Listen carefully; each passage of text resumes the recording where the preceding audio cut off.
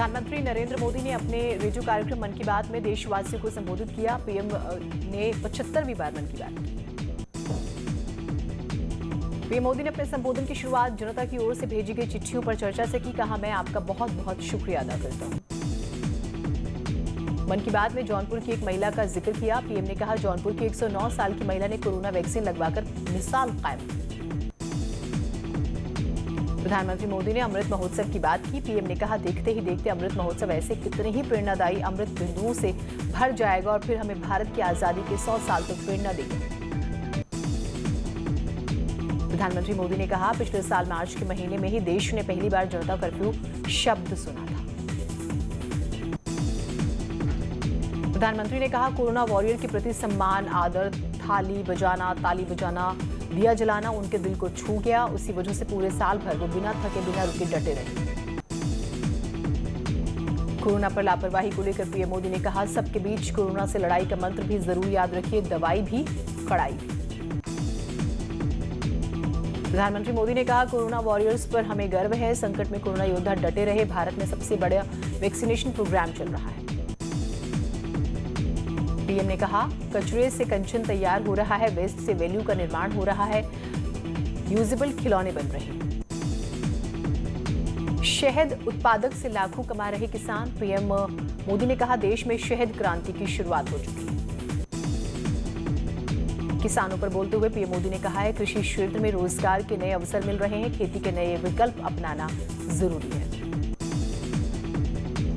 कानपुर के हृदय रोग संस्थान के आईसीयू में आग लगने से हड़कंप मच गया। 2 की मौत की खबर आ रही है।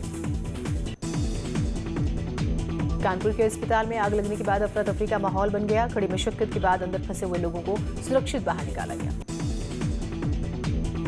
कानपुर में हृदय रोग संस्थान का फर्स्ट फ्लोर धुआं ही धुआं से भर गया। आज शाम तक जांच रिपोर्ट भी आ जाएगी। फायर ब्रिगेड ने कड़ी मशक्कत के बाद आग पर काबू पाया। सीएम योगी ने घटना पर संज्ञान लिया। प्रमुख सचिव स्वास्थ्य को घटनास्थल पर जाने के निर्देश।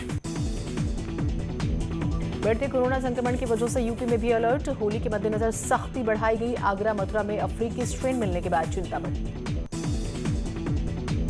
कैबिनेट मंत्री और बीजेपी के पूर्व प्रदेश अध्यक्ष बंशीधर भगत होली के रंग में रंगे हुए नजर आए। हल्द्वानी में कार्यकर्ताओं के साथ होली गाते हुए नजर आए। पहाड़ में गहरा होता जा रहा है होली का रंग। घर घर खेली जा रही है होली। कुमाऊं में होली का खुमार छाया। रामनगर में भी होली की धूम देखने को मिल रही है। कानिया में खड़ी होली के रंग में शुमार लोग झूमे।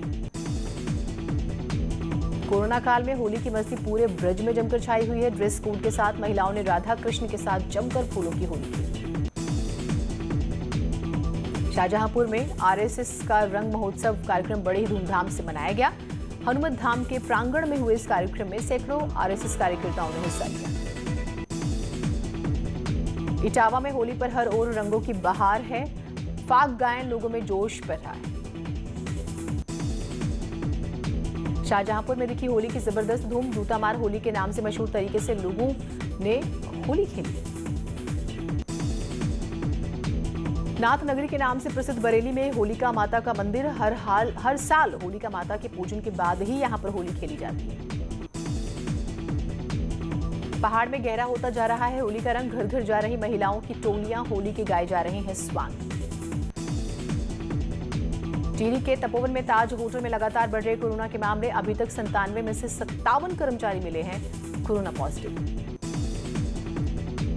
गोरखपुर में कोविड मरीजों में हो रही बढ़ोतरी को लेकर जिलाधिकारी ने बस स्टेशन पर बाहर से आ रहे लोगों की कोविड जांच के लिए स्वास्थ्य विभाग और रोडवेज अधिकारियों के साथ बैठक की। कोरोना के बढ़ते कहर को देखते हुए लखनऊ में आज से 100% मास्किंग शुरू। जिला प्रशासन ने सभी अधिकारियों को निर्देश दिए। उत्तराखंड में पिछले 24 घंटे में कोरोना के 257 नए पॉजिटिव केस आए सामने। सबसे ज्यादा 156 मरीज देहरादून में मिले। देहरादून में लगने वाले मशहूर झंडा मेला के लिए गाइडलाइंस जारी। 72 घंटे पहले की नेगेटिव रिपोर्ट जरूरी। 7 साल से ऊपर के बुजुर्ग और 10 साल से छोटे बच्चों पर रोक। हरिद्वार कुंभ को लेकर टिहरी डैम प्रबंधन ने भी तैयारियां कर ली। विशेष स्नानों पर डिस्चार्ज किया जाएगा ज्यादा पानी। डैम प्रबंधन का दावा, कुंभ में नहीं होगी पानी की कमी। देहरादून के आशा रोडी चेकपोस्ट पर प्रशासन के चेकिंग के दावे फेल। बेरोक टोक आ रही बाहरी राज्यों की गाड़ियां। अमरोहा में होली के जश्न के नाम पर सरकारी दफ्तर में शराब की महफिल सजी, बड़ी तादाद में अफसर और कर्मचारी शामिल। ललितपुर में पुलिस और आबकारी विभाग की संयुक्त टीम ने अवैध शराब के खिलाफ छापेमारी करते हुए 550 लीटर कच्ची शराब बरामद।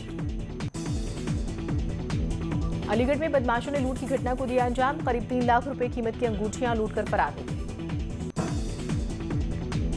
दिल्ली पुलिस की स्पेशल सेल ने एनकाउंटर में बदमाश कुलदीप फज्जा को ढेर कर दिया, इलाज के दौरान जीटीबी अस्पताल से हुआ था फरार। आगरा में एसआई प्रशांत की हत्या के आरोपी से पुलिस की मुठभेड़, 50,000 के नामी बदमाश विश्वनाथ के दोनों पैरों में लगी गोली। प्रतापगढ़ की सड़कों पर दिखा बदमाशों का आतंक, बदमाशों ने खुलेआम लहराए तमंचे, सीसीटीवी में कैद हुई तस्वीरें। एक छोटा सा ब्रेक ले रहे हैं, कहीं मत जाइएगा।